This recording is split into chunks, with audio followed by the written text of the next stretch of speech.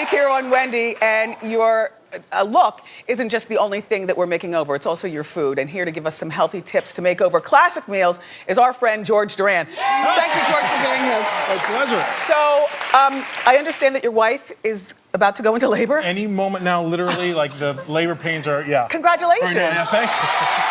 All right, so what are we doing here?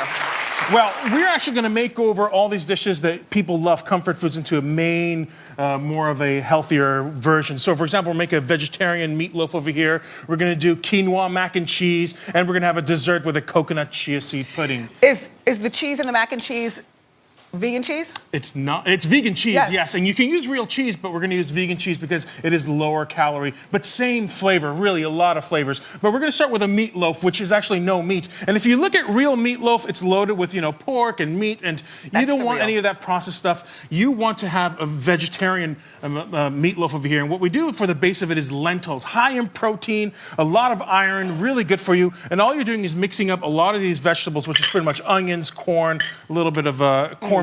So the way I made this vegan was actually adding flaxseed oil and water instead of eggs. Okay. It's a great way to actually make it. Once you mash that up, it's very simple. You add your spices in there. This is really good. It's nice, and you added a nice spicy barbecue sauce for you. I know you like that stuff over there. But you want to add a lot of flavor to this by pretty much adding spices to it. When you mash it up, you put it inside of a mold, just like you do with the meatloaf, and out comes this fantastic. Half the calories, you have half the fat. So instead of like 9 grams of fat per serving, you have only about 2 grams of fat in there.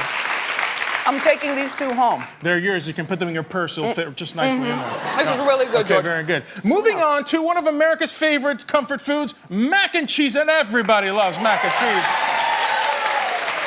And so does my belly, and so does my butt. I mean, it's carbs and cheese and fat, but I figured out a way to make this ultra healthy. And instead of using that carb pasta, I'm using quinoa. High in protein, lots of fiber in there, lots of good nutrients in there for you. And instead of using a bechamel, cream and milk and all these things, I pureed butternut squash in there, and I'm mixing the quinoa in the butternut squash. Listen, this may sound a little bit off the charts a little bit here because it doesn't sound like an actual mac and cheese, but believe me, even with real cheese or the fake cheese like you use, this is going to taste just as good as the real stuff. You mix it up. You can even add some kale if you want, little greens in there too. When you mix it up, put it in the oven, and I've made a nice little topping for it. Ow, this is warm. Here we go. Good, I'm taking that home too. A little bit of some of this beautiful breadcrumbs with olive oil on there.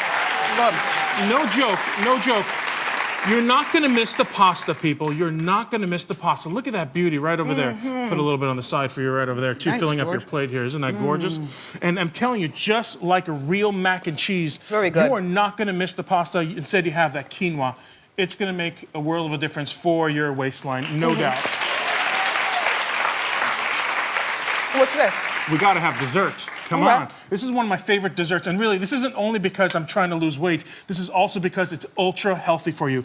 Pudding is one of the biggest things in the world, but you don't know that pudding that you buy a package or the already pre-made has tons of sugar or high fructose corn syrup and preservatives. You don't want any of that stuff. I make this fantastic coconut chia pudding with light coconut milk, chia seed, tons of fiber in there. Mix it up, leave it overnight. Wait a minute, let's serve it now. Once you leave it overnight, it becomes nice and gooey, just like real pudding. What a nice presentation. Right, you just have to get a little martini glass or a small glass, load it up with some fruits or seeds.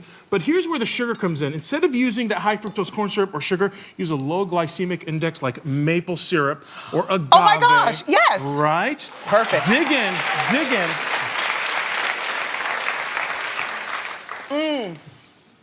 Wow. That pudding has 60 grams of carb. This one only has 20. Is this your first kid? Yeah, the second kid. Good for you. How old's the other one? The other one's 4.5.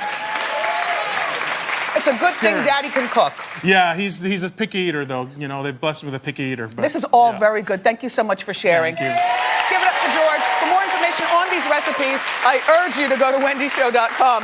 Thanks for being here, George. Thank you. You can check him out at the Harlem Eat Up Food and Wine Festival this weekend.